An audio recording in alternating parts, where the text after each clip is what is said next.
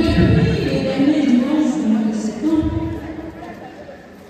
les textes qui nous sont proposés dans les familles de notre Église soulèvent à travers trois paraboles qui nous étaient soumises les notions de royaume des cieux, royaume de Dieu et de vigne du Seigneur. En quelque sorte, un appel présent à la repentance. Et si le dernier dimanche du mois de septembre, la parabole des ouvriers de la dernière heure insistait sur la nécessité pour chacun de nous de fuir l'oisiveté pour aller travailler dans la vie du Seigneur, ce qui était en quelque sorte un engagement au service. La parabole des deux fils d'Israël insistait sur la nécessité de respecter les engagements pris. Autrement dit, de veiller à ce que les actes soient en adéquation avec les paroles. Ce matin, le texte de la parabole du dénouement dans la version du second fait immédiatement suite à celui de la parabole des deux fils et est suivi ici sur la parabole des noces, dont la conclusion est: car il y a beaucoup d'appelés, mais peu d'élus. Matthieu 22, 14.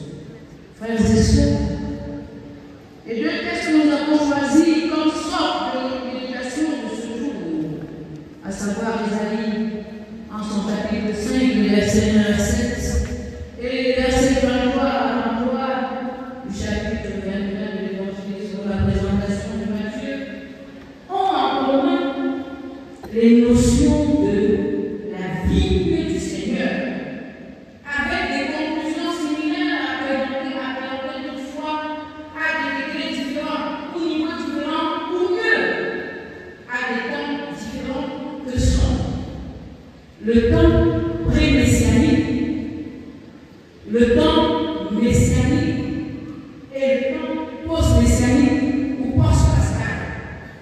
Les deux premiers temps nous concernant à des fins pédagogiques et le troisième temps à des fins interprétatives.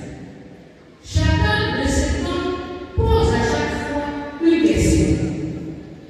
Si pour les temps pré-messianique et messianique, la question pouvait être formulée en ces termes: quel genre de vigneron es-tu aujourd'hui dans le temps post-messianique ou post-pascal? La question est la suivante: quel genre de chrétien es-tu? C'est à cette question, frères et sœurs, que chacun de nous s'évertuera à répondre pendant ce temps de plus de méditation, de manière à prendre l'engagement de devenir un chrétien de qualité, appellation contrôlée, un chrétien élu. Ce n'est donc pas fortuitement que ces extraits d'Ésaïe et de Matthieu ont été placés ensemble. Ils ont été pour interpeller chacun dans sa manière d'œuvrer dans le champ de mission du Seigneur, car Dieu veut que chacun de nous revienne de ses désobéissances, infidélités, insoumission et qu'il fasse différemment d'Israël. Israël qui avait rejeté le salut du Seigneur. Quel genre de chrétien es-tu? C'est la question qui est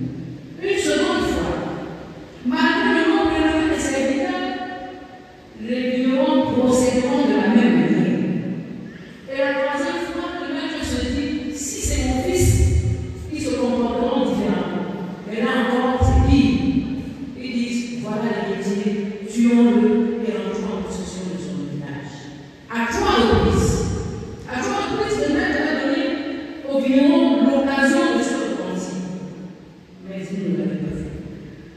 Ils avaient persévéré dans leur logique de révolte.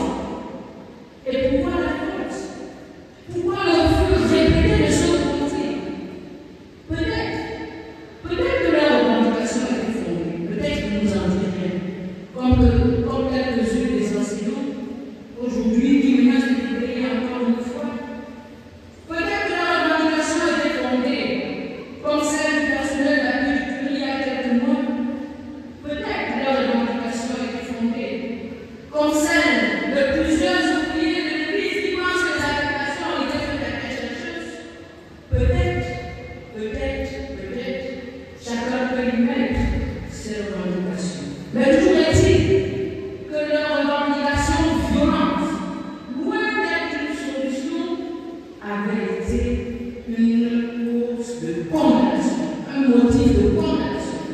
C'est dire, frères et sœurs, que celui qui se révolte violemment contre l'autorité établie par Dieu se révolte contre le Christ et donc contre Dieu lui-même. Jésus ne prononce pas directement la sentence, pas sa question. Maintenant, lorsque le maître de la vie viendra, que fera-t-il à ces vignerons? Il amène ses auditeurs à se prononcer sur leur sort, ce qui nous rappelle encore l'attitude de Nathan avec David.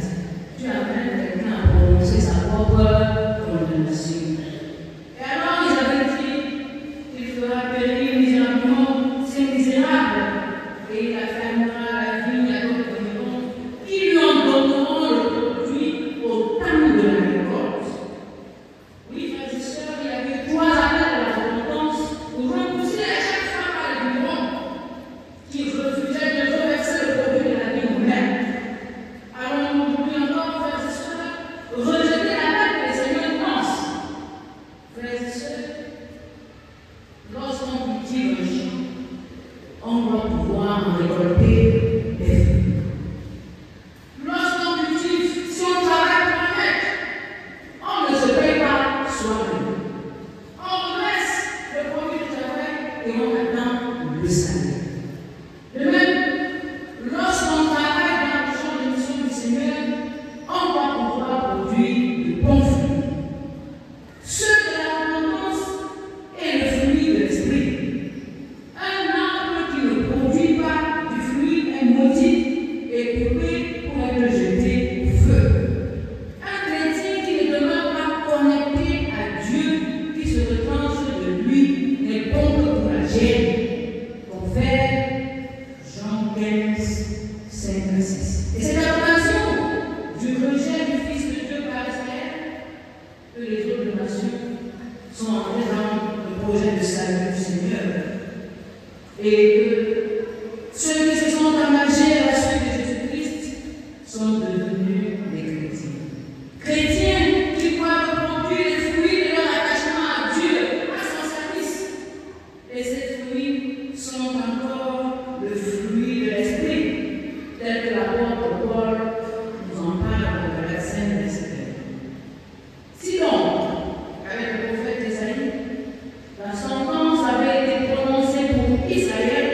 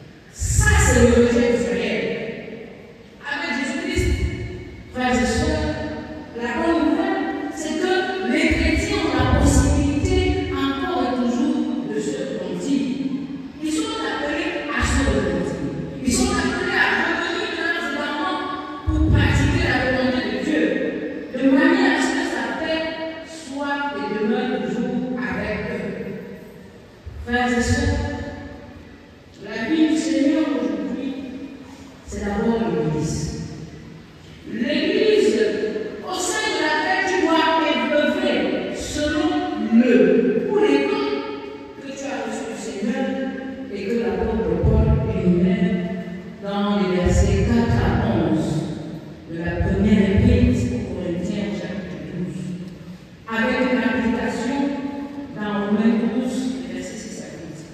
Tout se passe dans l'ordre. Donc, avis à ceux qui aiment le chevauchement, tu laisses ton droit pour aller dans le droit de l'ordre, alors que tu es dans le droit de l'ordre. C'est ensuite pour les endroits où le Seigneur place du monde, que sont les chrétiens, afin qu'ils les épreuves précisément. Et voici donc, frères et sœurs, le moment où chacun doit faire quelque chose de fort, poser un acte fort, en réagissant pour que les travaux du temple avancent vite. Voilà l'année qui a été commencée avec les travaux. Si nous voulons que ça avance, ça va avancer. On ne donne pas parce qu'on en a beaucoup. C'est en donnant qu'on s'enrichit et en gardant qu'on s'appauvrit. Bien-aimés, à toi la prise dans le texte, le Seigneur avait donné nous aurons la possibilité de se repentir. Il ne l'a pas fait. Depuis 3 dimanches, le Seigneur te donne également, à toi qui es présent ici, l'opportunité de te repentir, de revenir à la meilleure disposition pour le service. Alors, que vas-tu faire? Continuer à te comporter comme un mauvais chrétien qui ne produit aucun fruit ou changer de comporter désormais. Non plus comme un simple chrétien appelé à travailler avec négligence et désinvolture dans l'église du Seigneur et ailleurs, signant sa carte en conduisant et apportant ses dons de connaissance avec légèreté ou pas du tout, et ne participant à aucune activité d'édification de la communauté. Oui, bien aimé, la question est posée. Quel genre de chrétien es-tu? Et il t'est proposé de devenir un chrétien élu, non plus seulement appelé, parce qu'il y a beaucoup d'appelés, peut-être. Comporte-toi donc comme élu que le Seigneur veut que tu sois. Un chrétien de qualité supérieure, appellation contrôlée. Les buveurs de vin savent pourquoi il est question. Produisant toujours de bons fruits, et particulièrement le fruit de la repentance et le fruit de l'esprit en tout temps. C'est là le chrétien que le Seigneur veut que tu sois. Si tu ne veux pas être exclu du royaume des cieux, à la question de quel genre de chrétien es-tu, tu devrais être capable, à la sortie de ce culte, de répondre en disant un chrétien obéissant, produisant le fruit de la repentance et le fruit de l'esprit, un chrétien élu. Puisque le Seigneur fait à chacun de nous un chrétien obéissant, produisant de bons fruits en tout temps. Et que le Seigneur bénisse notre présence ici. Et qu'il va bénir dans le cœur de chacun les textes, l'invitation